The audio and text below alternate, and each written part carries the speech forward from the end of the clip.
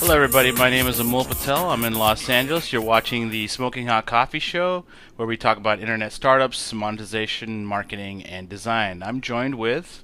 Hey guys, I'm Jeff Pelton. I'm down here in San Diego. All right, and if you want to reach Jeff, he's at Comster, and I'm at Amol_Patel. So Jeff, we've got another episode coming today. What do we got on the news front? What are we going to talk about? Let's see, it's Cup 27. It's Friday, March 1st, 2012 or 13, excuse me. And so we were going to talk about the news that you got from a little bit from an insider about the ISPs doing something with the 6 strikes for piracy. Yeah, so I really don't know anything about this. So what's it all about? So I have a buddy of mine that works at Time Warner Cable, and he told me that that they're going to start to enforce this rule, where I guess maybe they're going to inspect the packets on a global, or I don't know how they're mass Packet checking level. this stuff Okay. on the packet level, but they're searching for packets that originate or somehow are connected to peer-to-peer sharing. The biggest, of course, is Pirate Bay. There's a bunch of other trackers out there, but So I haven't dug into it.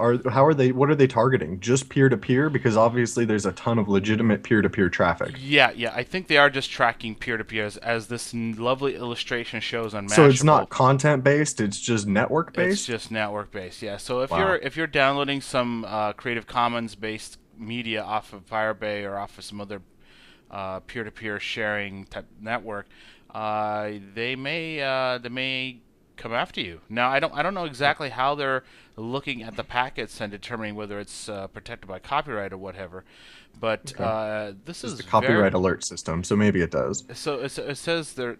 So starting Monday, most U.S. internet users will be subject to a new copyright enforcement system that could force them to complete educational programs. So I guess once they've got a 6 strikes kind of thing going on, where if they notice that you're doing this and you don't listen to them, they'll make you go through some educational program. Maybe you go through a website and they teach you the benefits of, or the perils of piracy, or I don't exactly know what they're going to educate you on.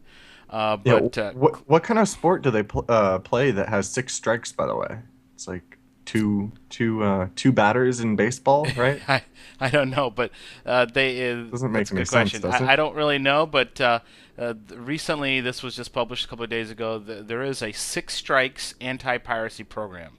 And the ISPs are, the big, massive internet service providers, the Time Warners of the world, the Comcast of the world. Yep. They are essentially the gateway to the internet for a majority of the people. So as much as we like to think that we're in a decentralized internet and nobody controls anything's the Wild West, it's a little bit of a bullshit statement, because to be honest, there's probably a good 10 or 12 of these guys out there in the U.S., and they control probably 80 to 90% of all internet, consumer internet specifically.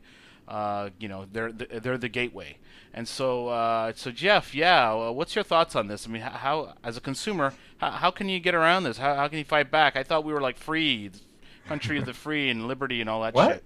Yeah, not so much these days, not at least in the past 10 years. But the article I'm looking at right here says Verizon's alert system will start with an email and automated voicemail. After continued infringement, it will redirect your browser to a web page containing another alert and educational video. Yeah. Goes on and on. It says with all major ISPs on board, they'll probably succeed in being able to kind of like put a dent in people's awareness, I think is what they're trying to do. Yeah. Not just the edge cases or the early adopters like you and I. The one thing they mention here about Verizon, though, that should raise eyebrows is that it also applies to business customers, apparently. Yeah. So That's they're interesting. postulating that people that have free Wi-Fi in their coffee shops and stuff could be setting themselves up for Yeah, that's a good point. quickly getting a bunch of letters. How are they going to stop me if I'm at Starbucks and I'm downloading the latest and greatest that Hollywood had to offer off of Pirate Bay? I mean, Yeah. what are they going to do about that? Are they Yep. going to go after Are they going to go after Starbucks? Is Starbucks going to have somebody come around and be like, "Hey, sorry, you're messing up everybody's network here. We're slow to a crawl. Who's the offender?" I mean, how are they going to do this at airports? Like, how is this going to work? Yeah, surprisingly, I haven't dug in and read all the details here, but this is obviously really, really bad news. We should all be looking for the ISPs that are not on board with this, and we should all move to them Yeah, no joke. because This is a selling point. this is So just really bad for customers, consumers, for freedom of speech, and Americans. I completely agree. So, apparently Cablevision has announced it will completely suspend internet service for 24 hours following the fifth and sixth alerts. Time Warner has says that it will not throttle and it won't terminate under CIS mitigation. So I'm not sure how they're going to handle it. I think the way they're going to do it is after about 5 or 6, if you repeat offending, then they're just going to throttle your bandwidth, and you'll be basically at dial-up speeds. This could be a real boon for companies that provide proxies and provide other ways of tunneling through different systems. I know reading the Well, this just gets to net neutrality, right? Like, who's well, doing this? The cable companies. the cable Plus, they companies. have an interest in, They your absolutely have an phone. interest. Like, All these guys are we're cutting the using cable. Skype and we're Yep, not paying for phone lines or that's long right. distance anymore, and That's right. everything is going through the internet, and it's like practically free. Yeah, So yeah, they're yeah. trying to, I think, squeeze us out of some more money here, and it's not good. Absolutely, The thing I absolutely. was concerned about, and we need to get our viewers to fill us in, is how are they targeting? Is it via content and copyright holders, or is it via just simply peer-to-peer That's a networks? very good And question. and importantly, Hmm. like, are we not creeped out the fact that they're like, it's like Inspecting our China, man. packets. They're checking what you're, Yeah. they're actively filtering what your content, like I would actually prefer bandwidth filtering rather than content filtering, I think, in the sense that bandwidth, you don't have to peer and look at every little website I'm going to. Right. So the creepy factor is really, I think, anti-liberty and not good. All right. Well, Jeff, that does it for us on this news topic. I'm trying to stick to this timer. Uh, Yeah, absolutely. I tried to get some. Yeah, you can stop it there. You can see we have Mega on the list. I don't think we should talk about them for 5 minutes, but I think we're going to see a lot more startups popping up that kind of are filling the void here for the Pirate Bay and some of this peer-to-peer activity that's Yeah, going to happen and we've regardless. noticed that on Pirate Bay they're using their homepage to promote artists that are okay with sharing their music and content because they're trying to draw an audience. So clearly there's some positive non-infringing mechanisms that peer-to-peer offers. So I'm not sure how those guys are going to be protected and how that'll be allowed. And it's a hairy. This is getting into some really murky territory. So it'd be very interesting to see where the story goes. All right, so next up we've got userfox.com. UserFox. So Mongo HQ converts. Okay, Code Academy ensures their users learn code via inactivity in newsletter emails. Okay, so what is this? So they're covering. They've got a banner showing different startups, and Gecko Board convince users to integrate widgets via onboarding drip and custom email campaigns. Wow, this is great. I'm a big. So I just bookmarked this off of AngelList, but it Yeah, looks like they drive conversions, yeah, increase engagement, and lower churn. yeah. So So what the this is. examples you're reading are their customer testimonials Yeah, yeah, or exactly. And use cases. this is near and dear to my heart. I'm a big fan of emailing. I'm a big fan of setting up a sequence of emails to help people that are just trying, just saw your site, haven't been back in a few days, either teaching them or showing them ways that they can engage with the site to drive them back, and then have them start actually engaging with the people or whatever the software is that you've got on your startup. So they've got Yeah, I a think I think this is one of the best ways for websites to be efficient and optimize is to use the information, the stats. We've seen this typically with analytics and Mixpanel, for instance, with their retention graph yeah. or retention visualization, I guess you call it, is really helpful to figure out when people are falling off. How sticky is your website and when are they bailing on you? Yeah, exactly. So they've got this dashboard where you can kind of look to see.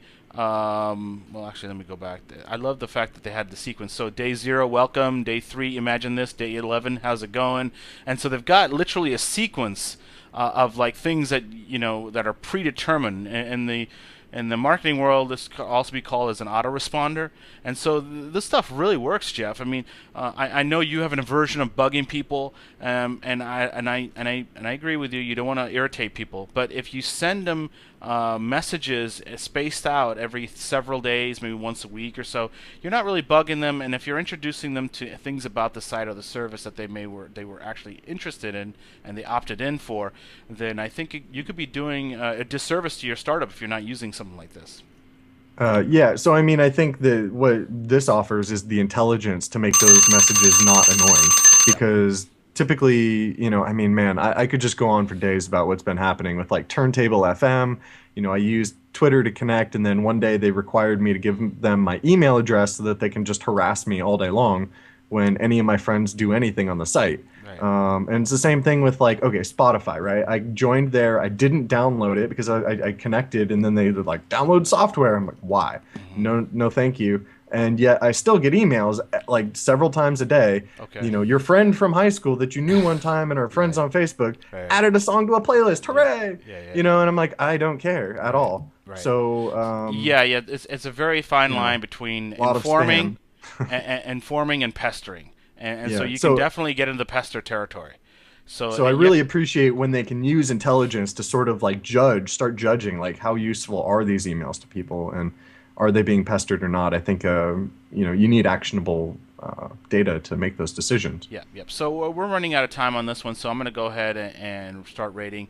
I give these guys a 4 for design. It's very clean, very minimal. I like this. Originality, it's not very original, but it is very useful. Survival, I give these guys a 4 on survival and marketing. This is all about marketing and retention. I love this kind of stuff. So Yeah, survival, man. Hmm. I try to hold out the 5 stars, but I'm gonna give them a 5 just because it seems like that's kind of the point of their site, right? yeah, yeah, Is to is to add retention to your customers. So that's hopefully right. they have their own, Yeah, absolutely. And and, they've and it got looks like they've got big yeah, customers and they've got some already. big So customers. Like Code they Academy, they do Mongo. look like very startup-y, early adopter type, our crowd. It Right. would be nice for them to kind of break into the bigger mainstream. Yeah, I completely agree. All right, so moving on. I don't know if we want to cover Mega since we kind of covered piracy Nah. and copyright. No, we're going to go into Artsy right now. So here we are at artsy.net. Discover fine art. Learn about and collect the world's greatest art. Sign up and follow artists. Personalize Artsy. Okay, that's beautifully designed. I've got this kind of main sort of banner trying to get me to connect to Twitter or Facebook to see, and I can't scroll. I can't see anything more. So that's kind of annoying. But there is a continue over here on the right, so I didn't see that, but now I noticed it. Okay, here we go. So now I'm at the site. It's beautifully designed. Wow, very nice. Yeah, I mean, my Skype comes through a little slow, but I pulled it up on my computer earlier, and wow, the animation was kind of beautiful there, right? How Yeah, they kind of how the they way kind they of zoomed presented the into it. website. Yep, yep, yep. Yeah, I've never seen that before. Give them some originality points Yeah, yeah, there. it looked like a 3D, it looked like Design. CSS 3D kind of transform kind of thing. Yeah. Very nice. It's really minimal, really clean, very kind of high end art. I love the topography, and right now I'm looking at Wayne White and looking at some of the artwork that he's put out. And then as I scroll down, it sort of Nice. stays in place. It's like a fixed image. Yeah. And I'm really trying to keep on time. I'm giving us 3 minutes per, so every 2 times we Okay. hit their ring, we got to move on. Now I'm seeing another artist, and we're seeing some of their work. And as I scroll down, we're seeing some more artists. Okay, interesting. So now as I hover over their pieces of art, I'm getting a little heart where I guess I can heart it. I can heart this. Let's say I heart this. And it also gives me a hover that says I can buy this. And now when I heart it, it's asking me to, of course, join. I'm going to skip this. And yeah, I can't really do anything unless I join. All right, so I'm going to go ahead and connect with Twitter, which I already signed in. I'm going to Yeah, authorize so it. so you bookmark this item. Well, obviously, this is closer to your heart with some of the art and stuff. I mean, what Ah, do you look, think they're about asking me the, for the email. They're asking me for you the know, email. you That's can give fine. them These info at guys need to set smokinghotcoffee.com. up a sequence, right? These guys Yeah, need to figure absolutely. out, how long it's been. It is a little bit annoying though because I've already authorized. Twitter doesn't give out the email, so I understand why they're asking for it. If I use Facebook, they can probably extract the email from Facebook if I logged in. It's also taking me a little longer. It says, okay, if it doesn't, yeah, there we go.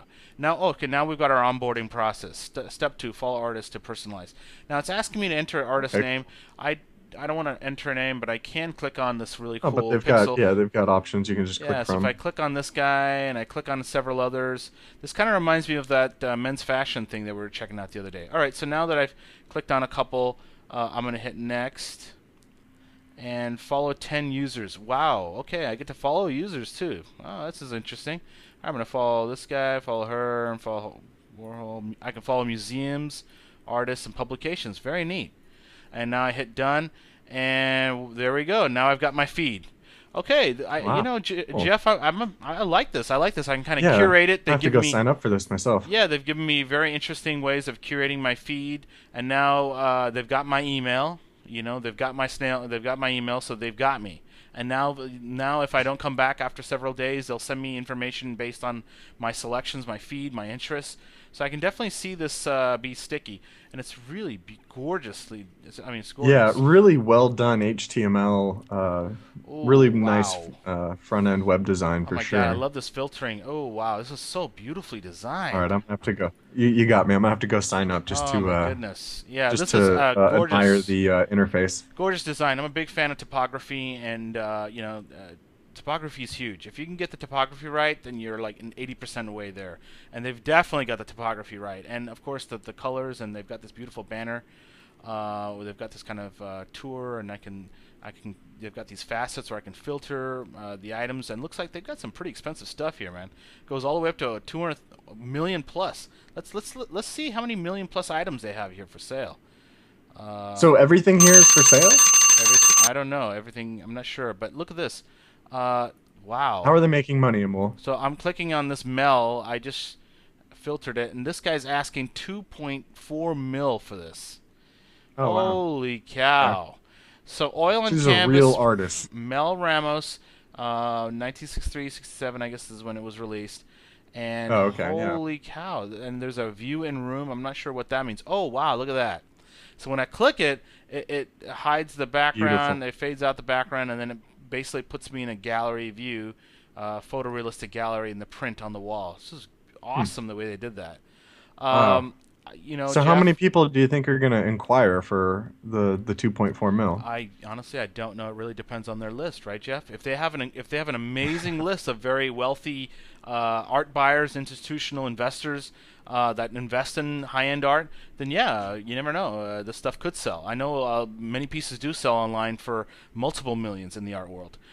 So it's a very small circle, obviously, but it's an investment. That it's more than just art, especially if it's a known name. Yeah, It good actually point. it actually goes up in value. So, Yeah. all right. So yeah, it's a beautifully designed site. I'm gonna start doing my rating here. Yeah, this is Yeah, you great. know what?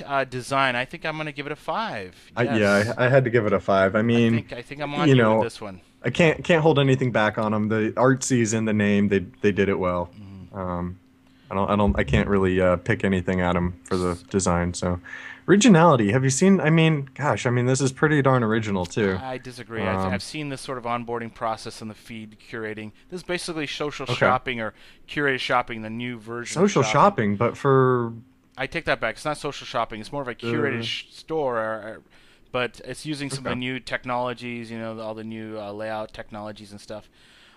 Survival. God, I don't know. This is a good one. I'd give it a 3. It depends on they're selling high priced art, and they've got a lot of that. So if they probably just need several of these pieces to move, and they're probably doing, they'll do fine. So Yeah, I'm curious. I gotta create my own account and poke around and see what other kind of art is on there and what the end game is. I mean, is this some like a Pinterest kind of thing where you can just browse and surf and enjoy yeah, just curating and collecting for a yeah, long yeah, time, yeah. or are there pieces within my price range? Are there going to be things at the lower end that is this going to be a marketplace where artists can actually sell their stuff too? Yeah, I didn't I really look think at that piece that's of a it for very the good question. business. We haven't really poked around on the site to Yeah. see how they're adding inventory. They may be just representing inventory to other. They may be just representing other galleries that are out there and putting their stock online, and kind of maybe splitting the commission. I'm not exactly sure what their business model is, but I can tell you this: there were several pieces there that were $1 million. So I mean, I'm sure they have a lot more underneath there, in the normal price ranges. But yeah, the margins probably are massive on these things, so it's great. All right, so that does it for our show today. Jeff, any final words? No, it was a great couple of sites that we covered, and good to chat about our internet freedom.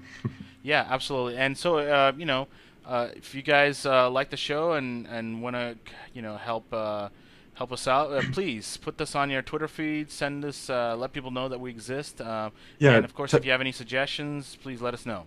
Yeah, definitely tell your friends. Let us know what you think. And all the channels you can subscribe to are the YouTube channel, the iTunes podcast, the Stitcher app. We're in their directory. And we have like a BitLove feed if you're using, if you want to use BitTorrent to download our show. Hmm. So please let us know and subscribe through all these channels. And we are looking forward to doing the show on Monday. Yep, sounds great. All right, talk to you then. All right, have a great weekend. Bye.